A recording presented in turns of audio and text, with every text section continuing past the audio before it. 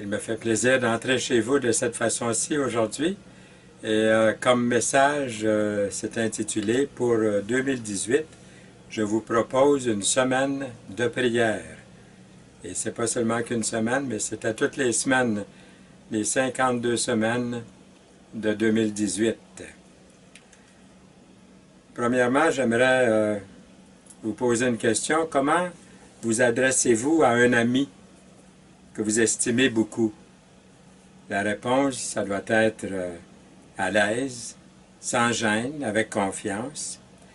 Est-ce que, personnellement, je suis satisfait de ma vie de prière? Parce que prier, c'est comme vraiment parler à un ami, notre meilleur ami, le Seigneur Jésus-Christ, Dieu le Père, son Fils et l'Esprit qui traduit pour nous lorsqu'on a des larmes ou des soupirs. Comment se passe mon temps de prière? Et à part de demander des choses à Dieu, quels autres sujets peuvent meubler mon temps de prière? Prier, c'est comme planter des semences dans un jardin, dans la terre. Le sol a besoin d'être préparé, comme on sait. Est-ce qu'il y aurait assez de soleil? Est-ce que c'est la bonne saison? Qu'est-ce que je vais planter? Dans les années 90, la croisade de littérature mondiale offrait une école de prière intitulée « Transformons le monde ». Et puis le fondateur était à ce moment-là Dick Eastman, et un homme de prière, et puis l'auteur de plusieurs livres sur la prière. Dans les églises du Québec, j'ai eu le privilège de donner ces cours en compagnie de mon collègue pasteur Denis Donnan, que plusieurs d'entre vous sûrement connaissez. Et une des sections du cours est au sujet d'une semaine de prière, pour tout individu ou même pour l'Église. On commence avec dimanche. Priez pour votre propre croissance spirituelle. Priez pour un esprit d'intégrité. Il y a ce verset que nous lisons dans Hébreux, chapitre 13, verset 18. Priez pour nous, car nous croyons avoir une bonne conscience, voulant en toutes choses bien nous conduire, d'après la parole de Dieu, bien entendu. Alors nous continuons ici. Glenn Pitts, qui à l'époque était le directeur général de la croisade de littérature mondiale, il avait écrit ceci. Pour Dieu, la prière est l'unité de mesure la plus exacte pour évaluer un niveau ou notre niveau spirituel. À travers l'histoire, ce sont les saints, les vrais enfants de Dieu, les chrétiens nés de nouveau, qui ont prié et qui ont le plus influencé les nations.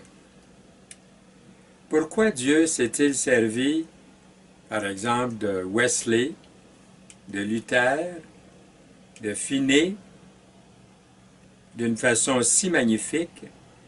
J.C. Ryle, un leader chrétien de Liverpool, en Angleterre, au 19e siècle, offre la réponse suivante. J'ai lu les biographies de plusieurs chrétiens renommés, écrit-il, qui ont vécu depuis les jours bibliques. J'ai remarqué que certains d'entre eux étaient riches, d'autres pauvres. Certains étaient instruits, d'autres pas. On y trouvait des épiscopaux et des chrétiens d'autres dénominations. Il y eut aussi des calvinistes et des arminiens. Cependant, employaient certains d'entre eux une liturgie, d'autres pas. Mais j'ai remarqué un point commun entre eux, ils étaient tous des hommes et des femmes de prière. Priez pour un esprit personnel de pureté. Nous lisons « Car je reconnais mes transgressions, et mon péché est constamment devant moi. J'ai péché contre toi seul, et j'ai fait ce qui est mal à tes yeux, en sorte que tu seras juste dans ta sentence, sans reproche dans ton jugement. Et la sentence a été payée par notre Seigneur Jésus-Christ à la croix, pour nous, pour vous et pour moi. Et sans reproche dans ton jugement, Dieu ne revient pas sur ce que Jésus-Christ a accompli parfaitement pour nous. Le psaume 51, versets 3 et 4. Avez-vous déjà tout morflé ou moffé, comme on dit ici, spirituellement? Nous pouvons remercier Dieu qu'il ne nous fournisse pas seulement la miséricorde, mais il nous a aussi dotés d'équipements dont nous avons besoin pour une restauration complète. Le psaume 51, dont le verset que nous venons de lire, est l'un des 7 psaumes de repentance. David s'est littéralement appuyé sur la miséricorde de Dieu après avoir commis l'adultère et le meurtre. C'est vrai, le roi David, on pourrait dire, a foiré royalement son repentir à 2 volets, au moins, et fournit un modèle que nous devrions suivre. Lorsque nous choisissons le péché plutôt que la sainteté. Premièrement, David se repent de ses péchés évidents. Ensuite, il se repent de toute autosuffisance ou justification personnelle qui pourrait l'inciter à compter sur lui-même pour plaire à Dieu. Priez pour un esprit personnel de disponibilité. J'entendis la voix du Seigneur disant, « Qui enverrai-je? Et qui marchera pour nous? » Je répondis, « Me voici, envoie-moi. » Dieu cherchait la personne qui serait son messager. Ici, Ésaïe n'a pas hésité. Il voulait être celui utilisé par Dieu. Ésaïe avait vu la splendeur, la puissance, la sainteté de Dieu. Dieu avait effacé son péché. Maintenant, Ésaïe va n'importe où et fait tout pour servir le Seigneur. Il veut proclamer le message de Dieu. Ses lèvres, autrefois pécheresses, seraient désormais utilisées pour proclamer la vérité de Dieu. L'application, vous avez mis votre confiance en Jésus, vous aussi. Vous avez été purifiés, donc. Vous avez été purifiés par le Dieu parfait et saint. Dieu est toujours à la recherche de personnes qui sont prêtes à livrer son message de la parole. Votre réponse sera-t-elle comme celle d'Ésaïe? « Me voici, envoie-moi. » Ésaïe 6, 8. Lundi, priez pour l'évangélisation mondiale. Priez pour des ouvriers dans la moisson. Matthieu 9, 38. Priez donc le maître de la moisson d'envoyer les ouvriers dans sa moisson. Se pourrait-il que ce soit vous, oui, aujourd'hui même, qu'il l'appelle, en ce moment? Priez pour que des portes s'ouvrent dans la moisson. Persévérez dans la prière, afin que Dieu nous ouvre une porte pour la parole. Au cours des années, j'ai connu des périodes de grande bénédiction personnellement dans l'évangélisation. La porte est grande ouverte. Je disais un jour à un ami que j'emmenais en auto avec ma petite Volkswagen, nous allions faire des visites. Et c'était l'hiver, à peu près comme le temps de ce temps-ci, au temps où j'enregistre ce court message. Et il faisait très froid. Et puis, je voulais lui dire que la porte était grande ouverte pour la parole de Dieu. J'ai dit, « René, la porte est grande ouverte. » Il s'est tourné d'un bond, il a accroché la porte de l'auto. Il dit, « Non, Monsieur Saint-Louis, elle est fermée. » J'ai dit, « Pas cette porte-là.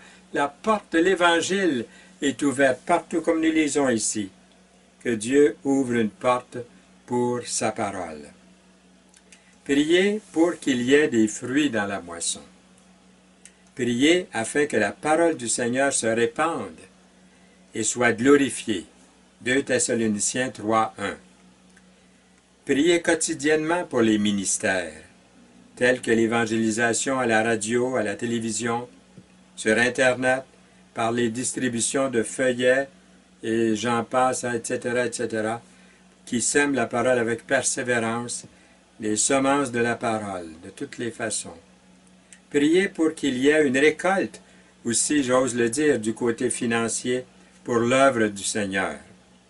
Nous lisons dans Romains 10, verset 14 et le verset 15, ce verset, « Comment en entendront-ils parler s'il n'y a personne qui prêche? Et comment y aura-t-il des prédicateurs s'ils ne sont pas envoyés? » Donner, n'oublions pas, nous donner, c'est aussi envoyer quelqu'un, l'aider, le soutenir, prier pour lui. Priez pour qu'il y ait plus de pasteurs, d'anciens, d'églises qui envoient d'autres personnes, des jeunes ou des plus âgés, dans l'œuvre et le ministère chrétien à temps plein et qu'ils puissent les encourager par leurs prières et aussi par leur soutien de toutes les façons qui leur sont données. Mardi, nous arrivons à mardi, priez pour votre Église. Priez pour les leaders spirituels, les pasteurs, les anciens, les diacres, afin qu'ils s'adonnent au ministère et aussi à la prière. Nous lisons dans Actes 6, les versets 2 et 4, « Les 12 convoquèrent la multitude des disciples. » Nous continuerons à nous appliquer à la prière et au ministère de la parole. Priez pour tous les chrétiens de l'Église. Les chrétiens de l'Église qui se dévouent souvent bénévolement, sans vraiment avoir de l'encouragement. Et ils font ça pour le Seigneur, à l'œuvre du Seigneur, souvent dans l'ombre, ils vont servir le Seigneur. Portez les fardeaux les uns des autres, nous lisons dans Galates chapitre 6, le verset 2. Nous avons aussi ce verset dans les Écritures, dans 1 Pierre 2, 9, qui dit ceci, « Vous êtes un sacerdoce royal, afin que vous annonciez les vertus de celui qui vous a appelé des ténèbres à son admirable lumière. » Mercredi, priez pour les actualités. Priez pour votre Jérusalem, les actualités locales. Quelles sont les actualités de ma ville aujourd'hui qui doivent être apportées devant Dieu dans la prière? Se rappeler surtout de ceux qui ont faim, qui souffrent ou qui sont en prison. Priez pour votre Judée ou Samarie, les actualités régionales ou nationales. Quels sujets épineux dont fait face ma province, mon pays, qui doivent être mentionnés dans la prière. Priez pour les endroits les plus éloignés de la planète. Les actualités internationales. Quelles sont les activités internationales pour lesquelles je dois prier aujourd'hui? Mentionnez quelques nouvelles d'actualité. Quelles sont les dernières nouvelles? Nous arrivons à jeudi. Priez pour un réveil spirituel. Priez pour qu'il se développe un esprit de repentance et de soumission dans le corps de Christ qui est l'Église. Nous lisons « Si mon peuple », et ça a été écrit dans le contexte qui s'adresse au peuple juif, un peuple juif à ce moment-là désobéissant au temps du roi Salomon. « Si mon peuple donc s'humilie, prie et cherche ma face, et s'il se détourne de ses mauvaises voies. » Alors vous lirez 2 Chroniques 7, 14 pour la suite.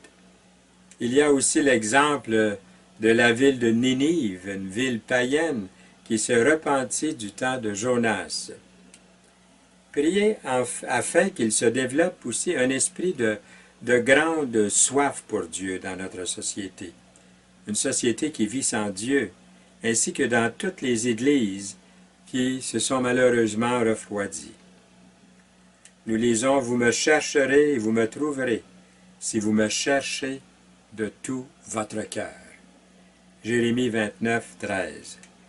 Priez afin qu'il se développe un esprit de générosité dans toutes les églises.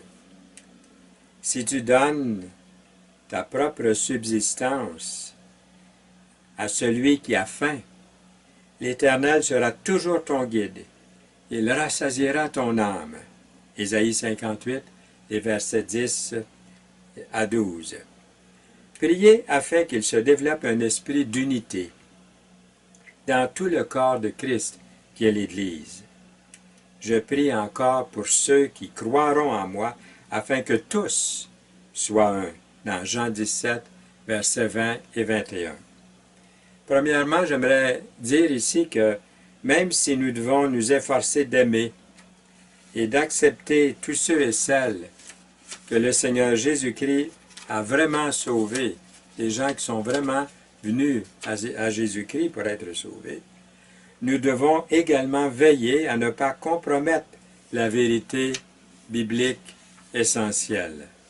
Le danger le plus commun, je pense, aujourd'hui, n'est pas de faire fausse route par manque d'amour, mais plutôt l'échec à maintenir une saine doctrine.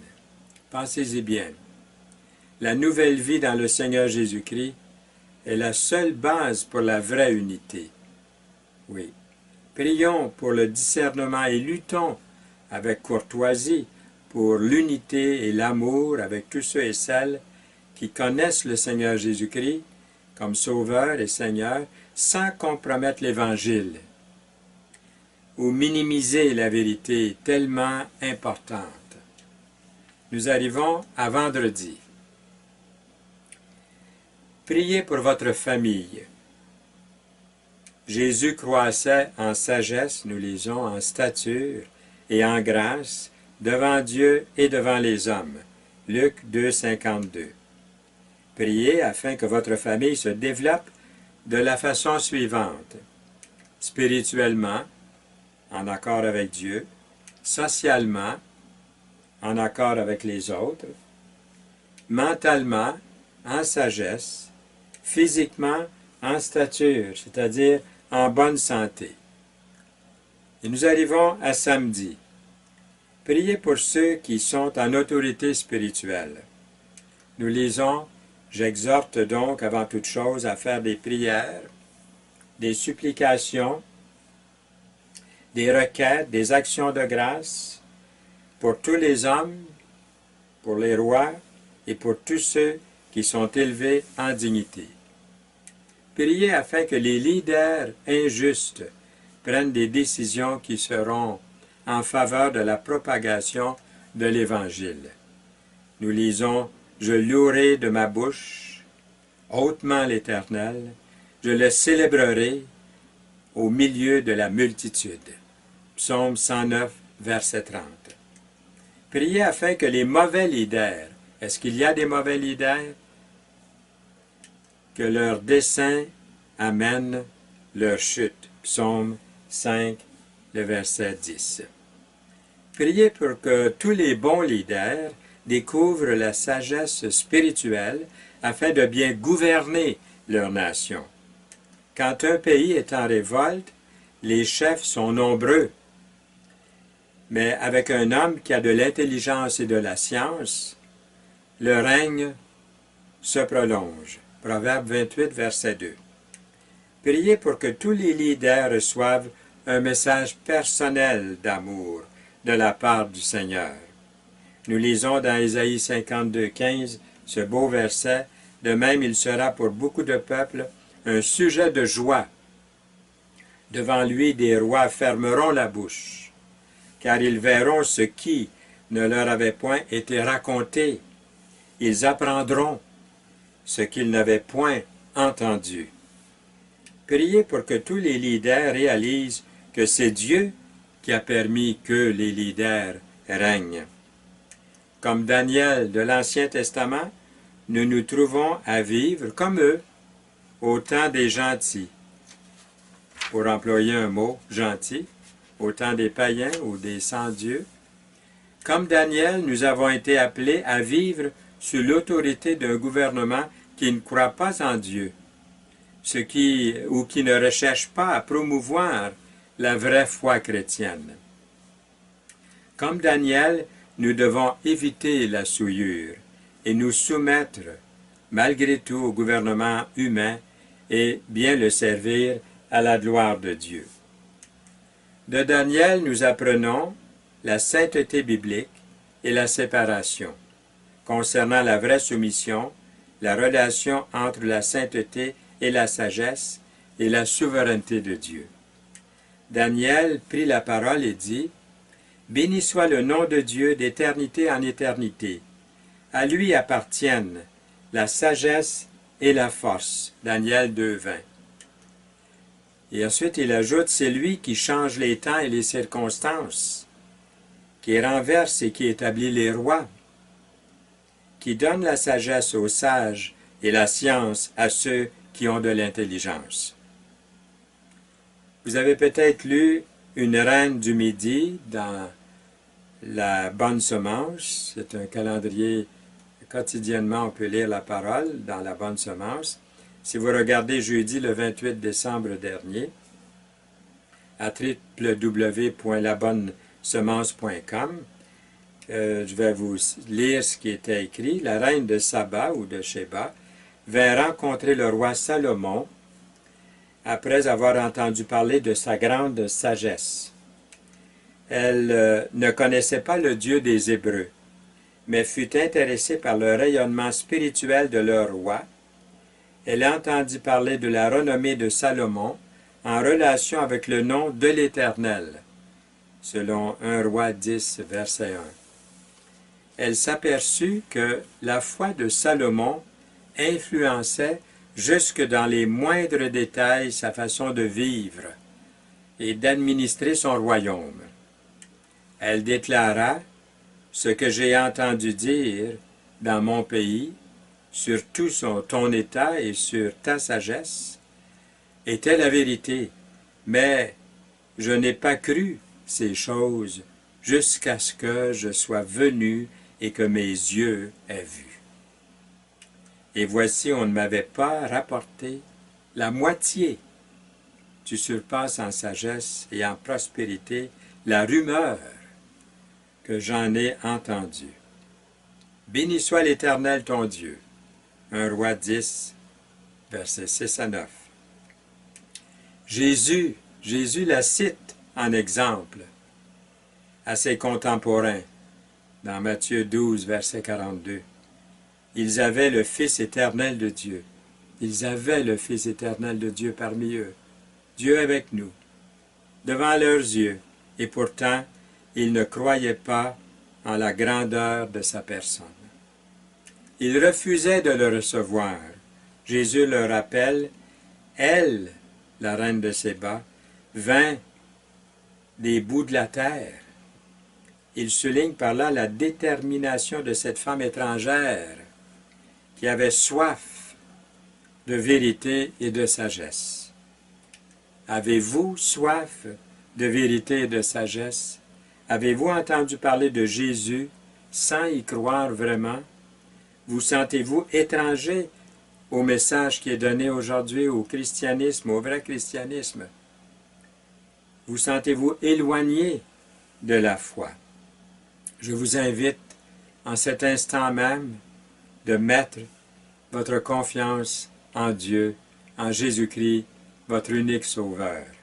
Mettez-vous en route, venez à Jésus et constatez par vous-même qu'il surpasse tout ce que vous pouvez imaginer.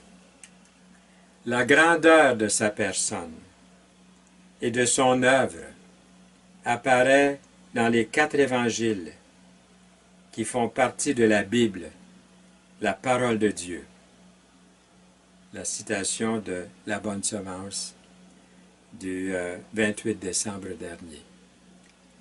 Alors j'insiste à nouveau, je vous invite à mettre votre confiance en Jésus-Christ, et vous, enfants de Dieu, vous qui êtes nés de nouveau, vous qui êtes croyants, de marcher pour lui, de vivre pour lui, de lui donner votre vie, à nouveau, de lui redonner vos talents, vos capacités, qu'il vous a accordé pour le servir, ne serait-ce que de prier pour quelqu'un, pour le salut de quelqu'un, pour un malade, quelqu'un qui a besoin de vous, de l'aider, et aussi de vivre spirituellement d'après la parole qu'il nous enseigne, qu'il nous donne, si gratuitement, si gracieusement. Soyez abondamment bénis du Seigneur. Que Dieu bénisse ce message dans mon cœur et dans le vôtre. À bientôt.